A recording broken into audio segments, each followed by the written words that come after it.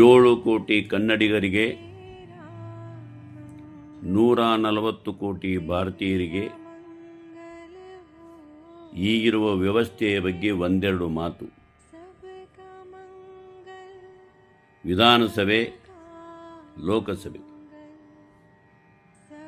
ರಾಜ್ಯದ 224 ಚುನಾಯಿತ ಶಾಸಕರಾದ ಜನಪ್ರತಿನಿಧಿಗಳು ವಿಧಾನಸಭೆಯಲ್ಲಿ ಒಟ್ಟಿಗೆ ಸೇರಿ ವಿಚಾರ ವಿನಿಮಯ ಮಾಡಿ ಮಾಡುವ ಒಂದು ಸಮಾವೇಶ ವಿಧಾನಸಭೆಯ ಅಧಿವೇಶನ.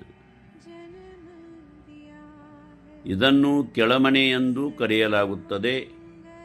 ಹಾಗೆಯೇ 75 ಜನ ವಿಧಾನ ಪರಿಷತ್ತಿನ ಸದಸ್ಯರ ಮತ್ತೊಂದು ಸಭೆ